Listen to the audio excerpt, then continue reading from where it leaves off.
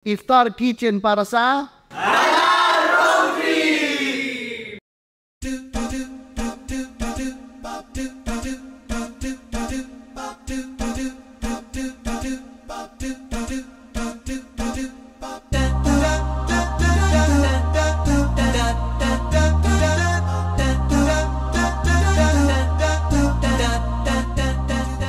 Inshallah. Ang una natin ditong titigman kapag pupunta tayo, of course, ang kanilang coffee. Ito. Ayan ang kanilang Iced Spanish Latte. No? So, ito ang best seller dito. Ito ang una nyo nga hanapin. Ayan. Haluin natin kasi nasa ilalim yung milk niya. Ayan, bismillah. Kailangan mag-mix yung ano. Kailangan mag-mix siya. Ayan. Ganyan ang style. Depende na lang sa inyo kung gusto nyo halong-halo or medyo matapang pa rin yung kape. Pero dapat halo talaga kasi para pantay. Pero yung iba kasi ina-askis nila yung talagang adik sa kape. Anyway, ayan o.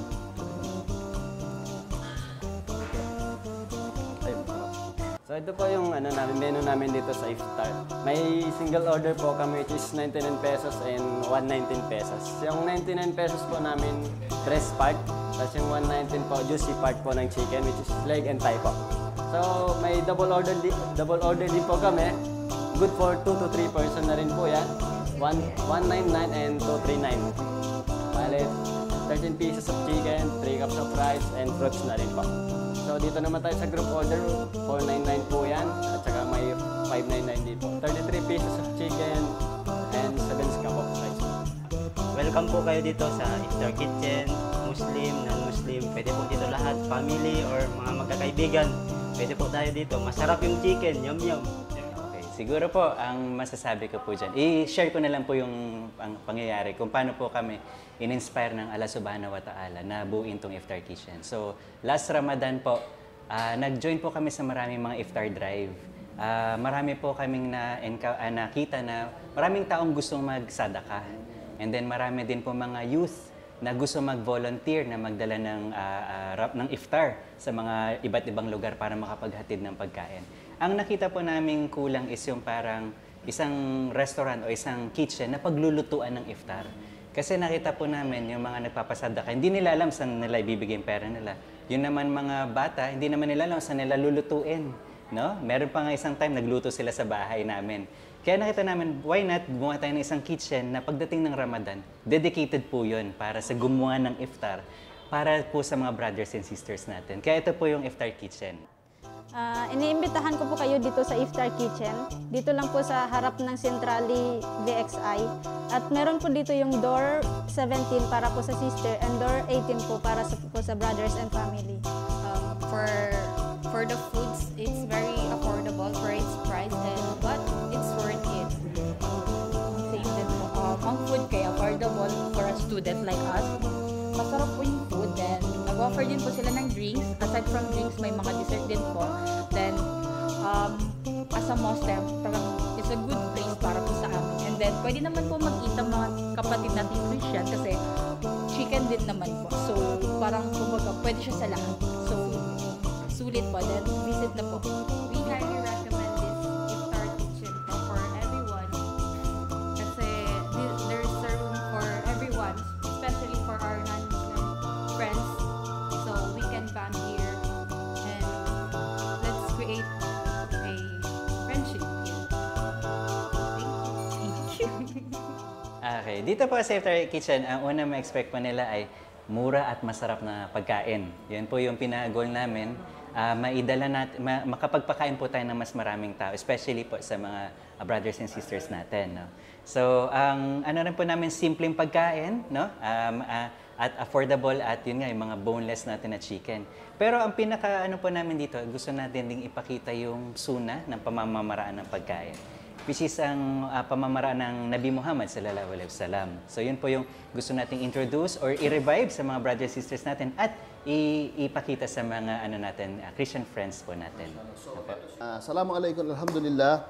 At nandito na tayo sa ating favorite part. Ito yung food tasting. Dito titignan natin yung pagkain na siniserve ng iftar at inshallah tignan natin kung ito'y sasapak sa ating panlasa. Of course, ang kanilang primary dish dito ay fried chicken. At may iba't iba lang itong tawag dito, sauce. Na yun ang kumbaga, pipili ka ng iyong lasa kung ano ang gusto mo. So, titikman natin ito. Then afterwards, inshallah, sa inyo na kung paano kayo pupunta rito at titikman nyo kung ano yung gusto nyo. So, unahin na natin itong parang merong mangga. No, bro? Itong may mangga. Mango habanero. Mango habanero ang tawag niya. Ayan siya. So, bismillah. Mainit-init. Ang sarap.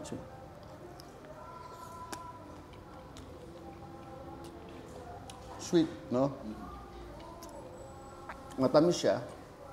Then, parang may syrup siya ng matamis-tamis. Tapos meron siyang mga tidbits ng mango. So, yung mahilig sa mangga, ito yung para sa inyo, inshallah. So, ang sunod, itong Ay naman po ang tinatawag nating sweet maple. sweet Maple. maple. Parang yung sa pancake. Sweet maple, parang yung syrup ng pancake. Ito yung concept niya. So, ayan siya. Yan pong ano yan is parang breadcrumbs yan. Parang breadcrumbs. May parang breadcrumbs siya, then sweet maple siya. Para siyang, ang concept niya, yung sa pancake natin sa umaga. So, mashallah. Mukhang ito, isa mga bet ko to. Sila.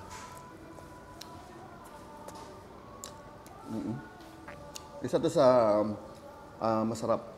Kakaiba siya, hindi siya yung regular na makikita natin sa mga restaurant. Ito, sweet maple. Tandaan nyo, sweet maple.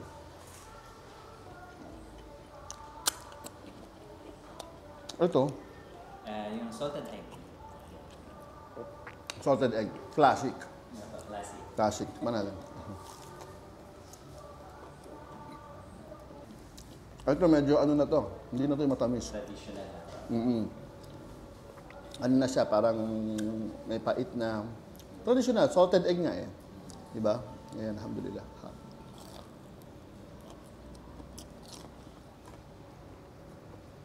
Top naman.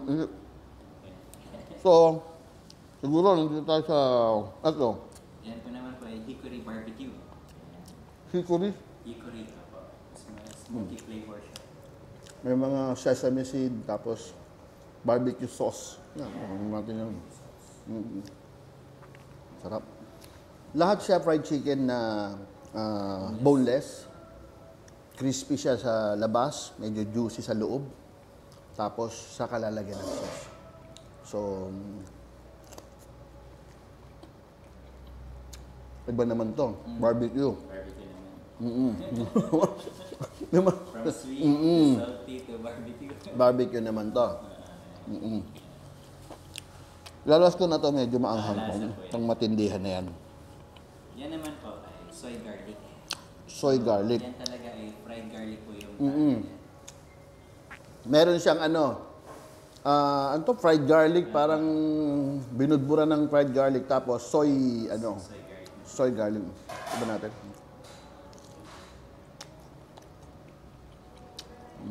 Iba rin to.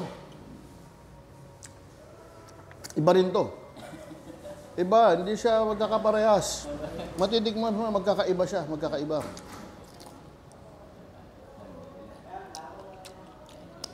Of course, yung last yung hinuli ko, para dun sa mga mahilig sa maanghang. Ayan na, may sili pa. Korean spicy. Korean spicy? Ayan. Korean spicy siya. Dali, babuelo muna ako dahil puro sili. May tubig dito. May tubig. May tubig naman. Sige, bismillah. O yun. Hanggat. Ay, tumatawag. Assalamualaikum.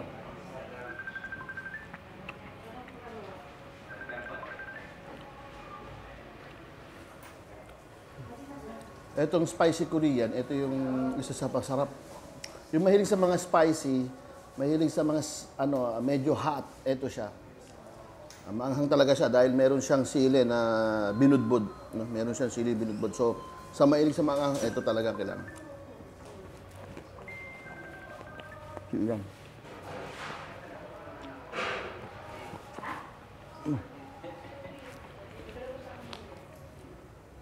So, 6 So, bali, 6 na flavor siya.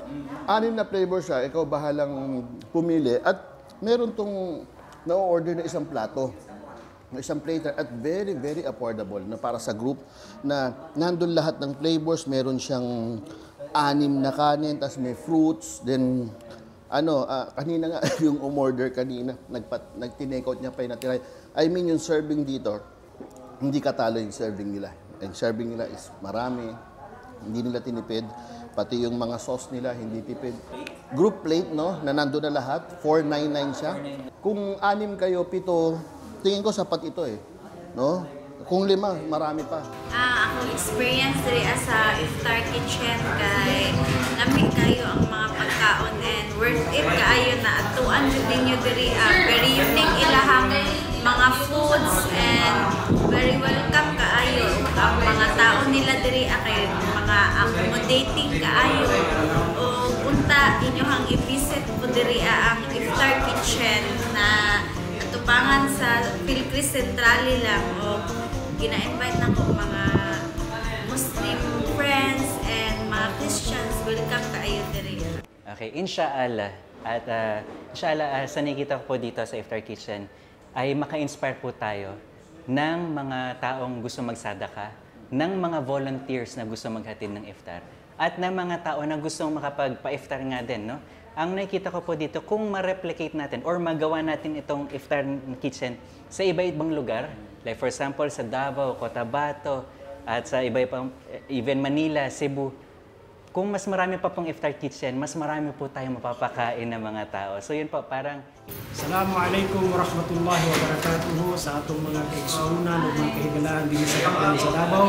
Ginaimbitar tamo, welcome din sa Iftar Kitchen. Okay, hello po sa inyo lahat. So, iniimbitahan po namin kayo dito sa Iftar Kitchen, dito po sa Quimpo Boulevard, sa tapat lang po ng Philcris Centrale. Open po kami every day except po Friday ng Jumaa or Friday ng lunch prayer. Pero every day po from 10 a.m. to 9 p.m. pwede po kayong pumunta dito para kumain. Nag-deliver din po kami. So this Iftar Kitchen is open for all po sa atin pong Muslim brothers and sisters and also our Christian friends po. So we hope po na magustuhan niyo po itong pagkain po namin dito. At yun po, inshallah, makatulong po tayo sa overall mission po, sa bigger goal po ng Iftar Kitchen. The place is cozy. So, baraka pag magkakasama. So, maganda yung concept, no? Yung brotherhood pag kumakain kayo. At inshallah, ang pagkain is wala tayong pag-uusapan. The food is good. At yung place. So, ano pa hinihintay nyo? No? Bisitahin nyo itong lugar na to. Tumambay kayo dito, talk about Islam. Inshallah, at marami tayong ma-enjoy dito, no? Sa lugar na to, inshallah. So, Isa Javier po sa Halal Road.